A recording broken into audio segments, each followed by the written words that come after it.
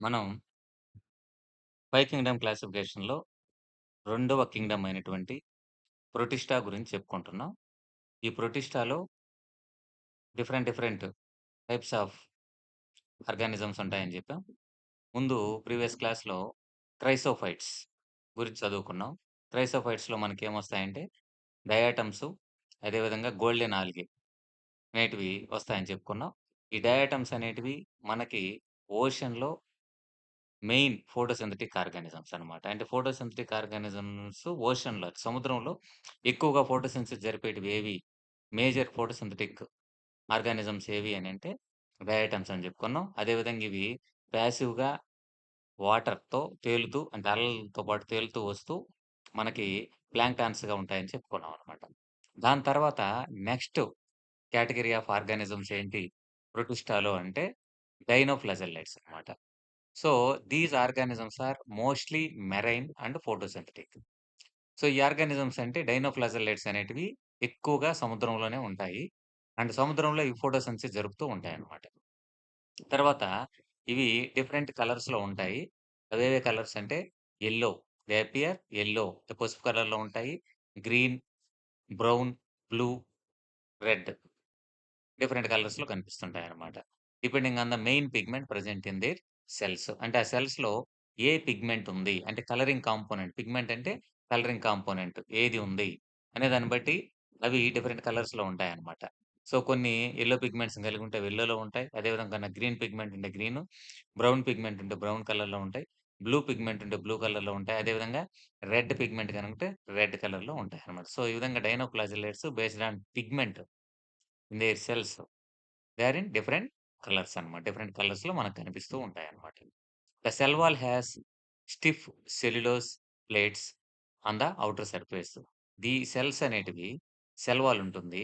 ఆ సెల్ వాల్‌కి ఔటర్ సర్ఫేస్‌లో సెల్యులోజ్‌తో తయారైనటువంటి థిక్ ప్లేట్స్ అనేటివి ఉంటాయన్నమాట. సో, డైనోఫ్లాజెల్లేట్స్‌లో సెల్ వాల్ ఉంటుంది.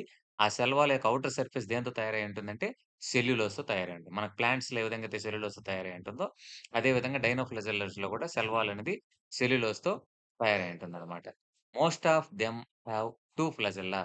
అన్నిట్లో కూడా మనకి 2 ఫ్లాజెల్లాస్ అనేటివి ఉంటాయన్నమాట.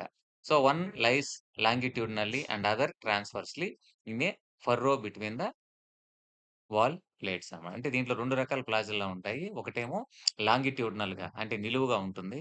రెండోదొచ్చేసి ట్రాన్స్‌వర్స్ అడ్డంగా ఉంటుందన్నమాట. సో, ఈ అడ్డంగా ఉండేటువంటి ఫ్లాజెల్ అనేది ఎక్కడుంటుందంటే మనకు సెల్ వాల్ యొక్క 2 ప్లేట్స్ మధ్యలో ఉంటుందన్నమాట. సో, ఈ విధంగా 2 ఫ్లాజెల్లాలుంటాయి డైనోఫ్లాజెల్లేట్స్‌లో. డైనో అంటే 2, ఫ్లాజెల్లేట్స్ అంటే 2 ఫ్లాజెల్లంటాయి. ఒకటి లాంగిట్యూడినల్‌గా ఉంటుంది. రెండోది ట్రాన్స్‌వర్స్‌గా అడ్డంగా ఉంటుందన్నమాట. నెక్స్ట్ వెరీ ఆఫెన్ రెడ్ డైనోఫ్లాజెల్లేట్స్ అంటే మనకి ఇందాక ఏం చెప్పుకున్నాం డైనోఫ్లాజెల్లేట్స్ అనేటివి డిఫరెంట్ కలర్స్‌లో ఉంటాయని చెప్పానన్నమాట. అందులో రెడ్ డైనోఫ్లాజెల్లేట్స్ ఎగ్జాంపుల్ ఏంటంటే గోనియోలాక్స్. సో, రెడ్ డైనోఫ్లాజెల్లేట్స్‌కి ఎగ్జాంపుల్ ఏంటంటే గోనియోలాక్స్. ఈ గోనియోలాక్స్ అనే red dinoflagellates undergo such rapid multiplication that they make the sea appear red in colour.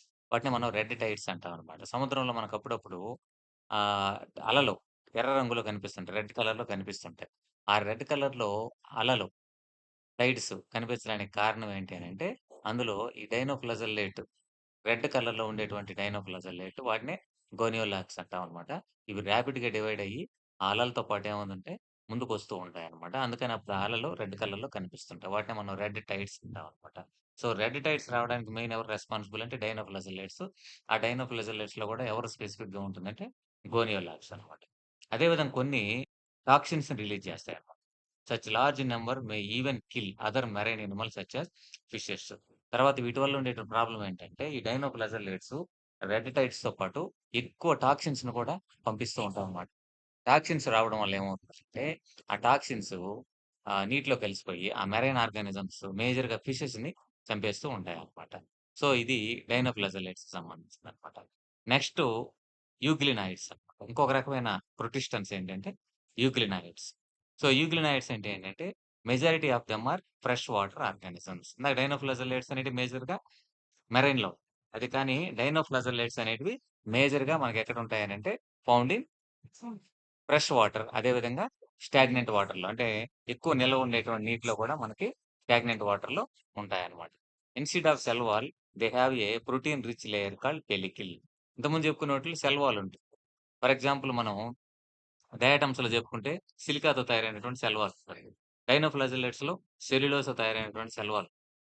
But యూగ్లినైడ్స్‌లో cell వాల్‌కి బదులుగా దాని యొక్క ఔటర్ లేయర్ అనేది ప్రోటీన్‌తో తయారై ఉంటుంది. ఆ ప్రోటీన్ రిచ్ లేయర్‌ని ఏమంటాం మనం? పెల్లికిల్ అంటామనమాట. చాలా ఇంపార్టెంట్ క్వెషన్ అనమాట. సో, యూగ్లినైడ్స్‌లో ఔటర్ సర్ఫేస్ అనేది దేనితో తయారై ఉంటుంది? పెల్లికిల్‌తో తయారై ఉంటుంది. ఈ పెల్లికిల్ అనేదేంటి? ప్రోటీన్ అన్నమాట.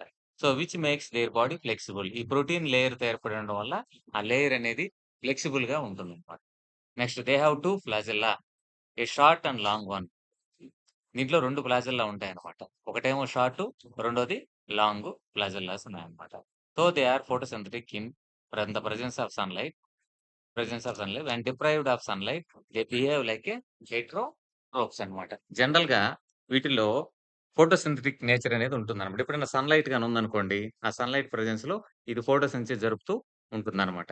ఒకవేళ సన్‌లైట్ లేదనుకోండి, ఇదే యూగ్లినైడ్స్ హెటెరోట్రోప్స్‌గా పనిచేస్తాయన్నమాట. అంటే ఇక్కడ సన్‌లైట్ ఉంటే ఫోటోసింథసిస్ జరుగుతాయి. సన్‌లైట్ లేకపోతే హెటెరోట్రోప్స్‌గా ఉంటాయన్నమాట. అదే విధంగా ఆ హెటెరోట్రోప్స్‌గా ఉన్నప్పుడు ఏం చేస్తాయంటే, అదర్ స్మాల్ ఆర్గానిజమ్స్‌ని ఏం చేస్తాయి? తినేస్తాయన్నమాట.